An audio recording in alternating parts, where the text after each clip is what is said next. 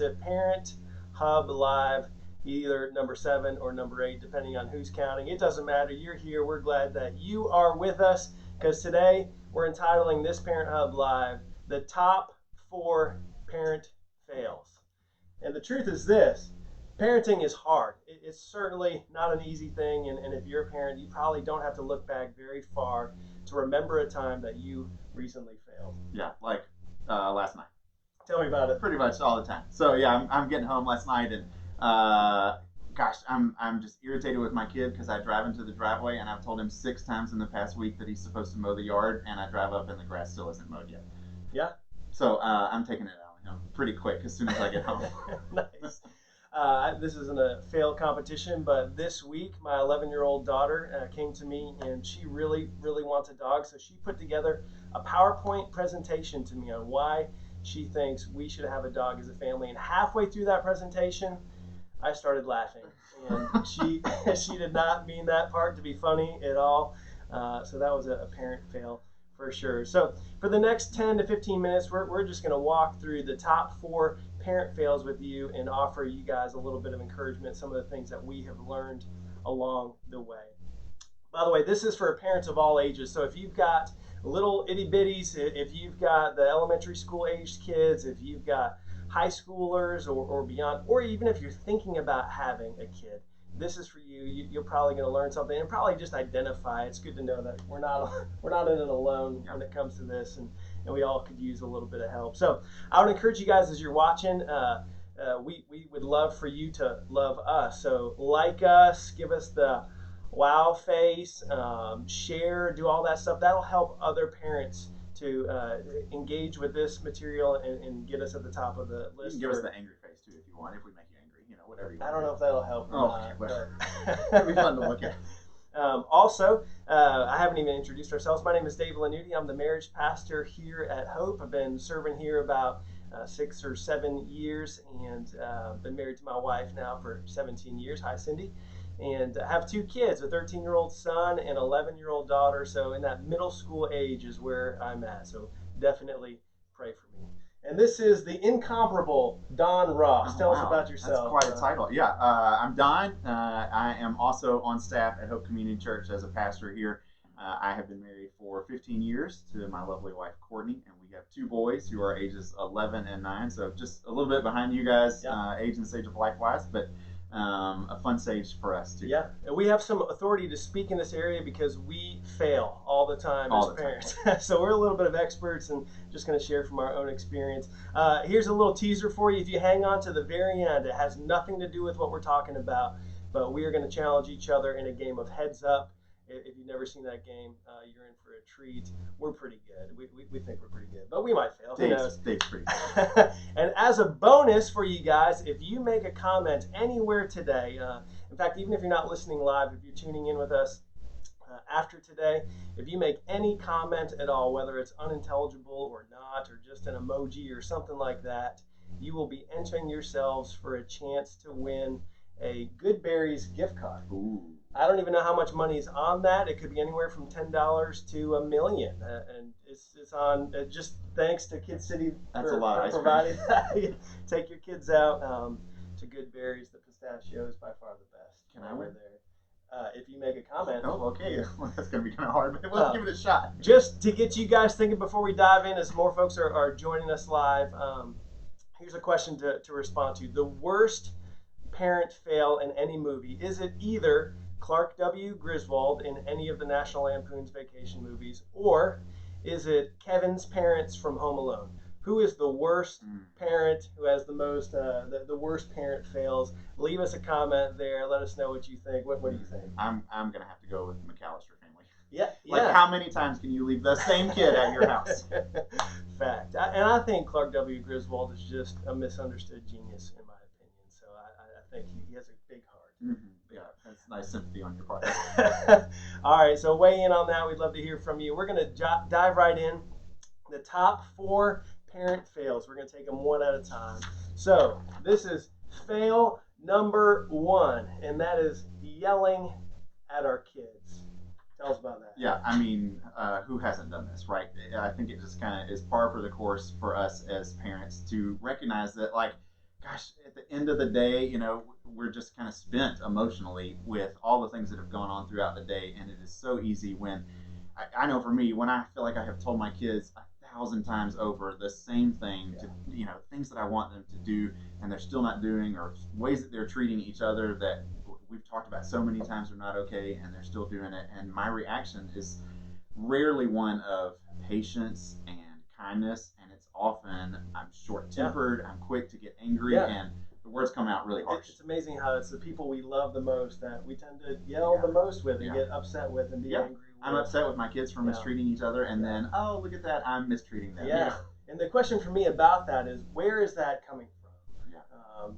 Is that coming from our heart? What is welling up within us that causes us to have those outbursts of anger like that? For me, often I think it's just I'm at a place where I'm just kind of spent. Like I don't have much left in the tank, and because I don't really have anything good to draw on, then the bad is kind of right there at the surface, just ready to bubble over. Okay. We aren't even going to address how to address that quite yet. We're going to keep moving on to our fail number 2. And so the parent fail number 2 is pointing out our kids' shortcomings and their failures without ever recognizing what they're actually doing good, what they're doing right, without praising them for that. Don, what do you think about that? Yeah, Dave, I kind of mentioned it a little bit earlier, like just coming home and seeing that the yard wasn't mowed and being really frustrated with my kid over that. And it's so easy for me to jump to the things that I know that they're supposed to be doing, that they're not doing, but not taking the time to recognize the things that they've done well. Yeah, they might have done 99 things right. It's that one that they forgot. And even the other night, same night, as I took some time to step back, it was like I could see that, my kid had done a good job of taking care of his pet that day. He had cleaned up his room. He was on top of his summer reading responsibilities. Like, there was a lot that he was doing well, but all that I noticed was the one thing that he hadn't done, and I got really frustrated at him for that. You are such a failure. All the time. All right, fail number 3 is this. And actually, let's hit pause here before I share fail number 3. Those first 2, we could have given you a list of 100 parent fails, quite honestly. And we think these next 2 are so big that how you address these 2 fails is going to not only address the first 2 that we shared, but virtually any other parent fail that we have. So this is a big one for us. Parent fail number 3, trying to parent without God. Yeah. Just plain and simple, I think it's the recognition that for me as a parent, I can so often just assume that I have enough on my own to be able to parent my kids. And then I end up in situations where I don't want to be, but I'm yelling at them, or I don't want to be, but I'm mistreating them, or I'm thinking unkindly about them. And if I don't stop to look at it, I don't realize that even though I think I have everything I need, I really don't. In and of myself, I am not enough to be a great parent to my kid. Yeah. And trying to do that without God just leaves me in a place where I'm constantly making, and usually the same mistakes. Yeah, and I think for some parents, they fall into a couple categories. Either one, they might think they have it together, and they're going to just press forward in their own strength and in their own ability, and man, I got this, and they will have blunder after blunder and failure after failure. Or there might be parents out there that have no idea what it looks like to parent with God. So what would you say about that? Yeah, I think one is just a recognition. It's coming to an understanding that I don't have what it takes in and of myself to be the parent that my kid needs. And so coming to God and saying, I need you because I can't be what you've created me and asked me to be by myself. Yeah. And then the second part is just saying, well, so how do I do that? What do I do to actually kind of make that happen? And I think for most of us as parents, what gets in the way is just our time, right? We always feel like we just don't have enough time. I barely have enough time for my kids, let alone for God. So how do I prioritize that? And I think for me, something that just really helped was starting simple. I just had to start by carving out 2 or 3 minutes every day in the morning and saying, I'm going to let this be my time where I try to connect with God. Sometimes that's through prayer. Sometimes that's through reading the Bible. Sometimes that's just, listening to some music that helps me get in tune with God. Don, I totally agree. And it's when I miss that time, that daily time with God, that I notice I'm a bad husband, I'm a bad dad. All of those relationships in my life just tend to go out of whack. So that is a huge fail that we have at times tried to struggle through and press through without God. And we recognize you don't want to do that. That's a fail that It's a recipe for disaster every day. Okay, and so the last fail we're going to cover with you guys. Fail number 4 is this: trying to parent without community. And just a quick note: trying to parent alone, whether you're a single parent or not, you can't do this on your own. Yeah. John, what do you think? Absolutely. Yeah, you know, as a married parent, I think one of the things that I can kind of take for granted sometimes is that between me and my wife, hey, we got it covered. You know, like we can handle it. But where that really shows up is that that's a lie and that's a myth. Is when my wife and I disagree about how we're parenting our kids, right? When we're not on the same page and we can't seem to get on the same page. There's some things that we just disagree about in terms of how we should best parent our kids. And that always ends up in a fight between me and my wife, and usually with damage done to our kids. It's probably your fault. Always. Yes. Yeah, always. For sure. Always, honey. Thanks very much. But at the same time, neither of us tend to be very good at kind of reaching out beyond ourselves and saying, hey, we need some outside input on this. We need other voices who can help us figure out, what do we do in this situation? And even if we can't get on the same page, how do we figure out how to come together for the sake of our kids? Yeah, and so Don, what about the parents that say, I don't even know where to look? How am I supposed to find community? What would you say? Yeah, well, that's one of the advantages I feel like that our church does really well, is trying to create opportunities for that sort of community. So at Hope Community Church, we call them small groups. It's just an opportunity for adults of any age, any stage of life.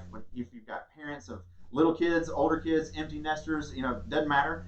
We've got opportunities for you to be able to connect with other people who are maybe in your same stage of life, but maybe in different stages of life that you could connect with, learn from, be around, kind of soak in and absorb a little bit of someone else's perspective to help you figure out how to do things well as a parent and how to do them God's way. It's huge. Yeah, our small group for us, like those are the friends that we go on vacations with. We do life together with them. They're dear friends to us. We can't imagine life without them. So definitely check that out. So give us a practical next step. What's our call to action today? Yeah, so if you're a part of Hope Community Church and you're interested in being a small group, then the best way to do that is to sign up. Here in the next month, we're going to have multiple opportunities for that, especially at the end of August, the weekend of August 24th and 25th.